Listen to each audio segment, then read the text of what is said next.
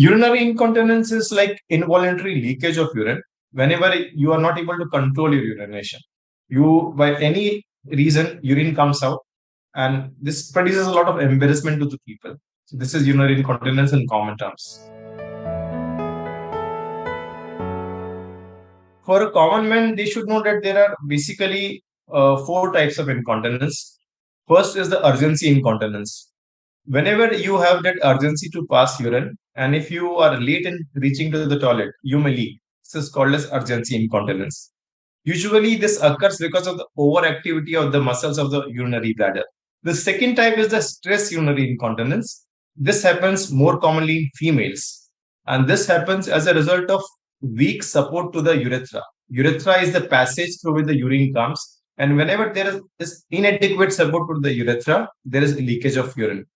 Whenever the person is going to cough or laugh, this is going to produce increase in the abdominal pressure, and as a result of this, there can be leakage of urination. Commonly, this happens in females, young females, because of vaginal delivery, which can produce weakening of support in few patients.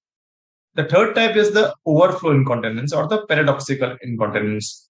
In this, there is obstruction to the passage of urination, as a result of which the bladder remains filled all the time. And whenever it gets filled beyond its capacity, the person starts to leak.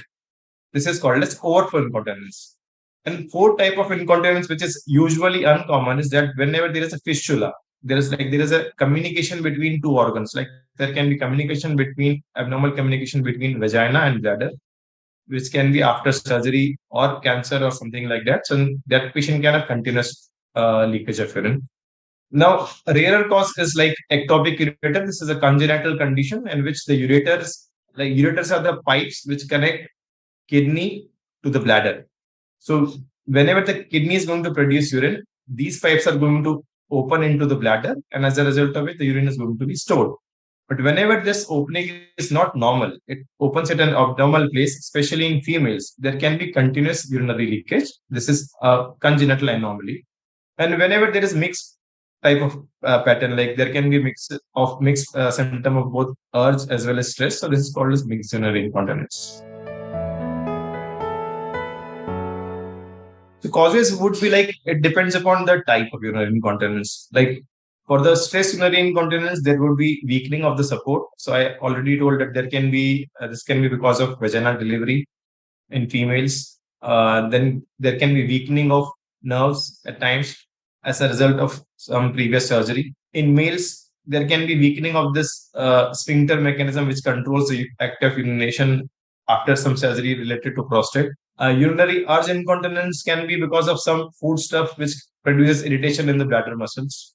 So these are the common causes. Overflow incontinence can be because of any sort of obstruction in the passage, which leads to continuous filling of continuous full bladder which doesn't get empty properly.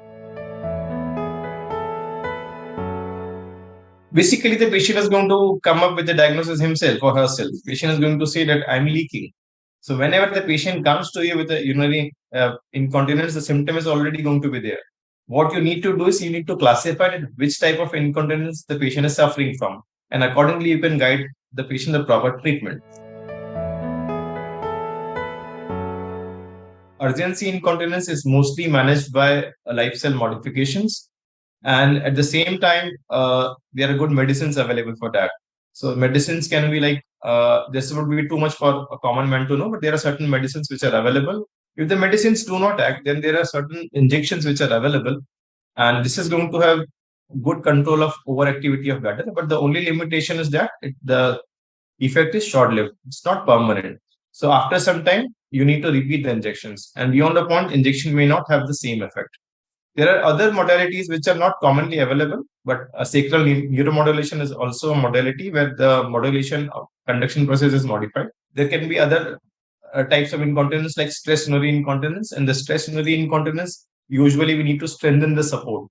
So a TOT or a TVT surgery is most commonly performed in the females.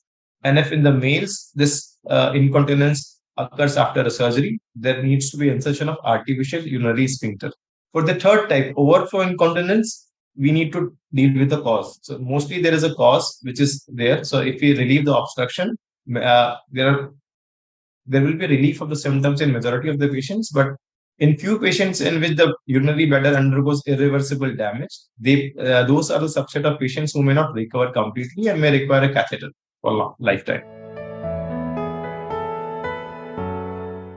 I'll again say that lifestyle modification, avoiding the food stuff which produces irritation to the bladder. Weight control is also a good thing. Like if the patient is obese, the females who are obese are more likely to have urinary incontinence as compared to the people who are fit.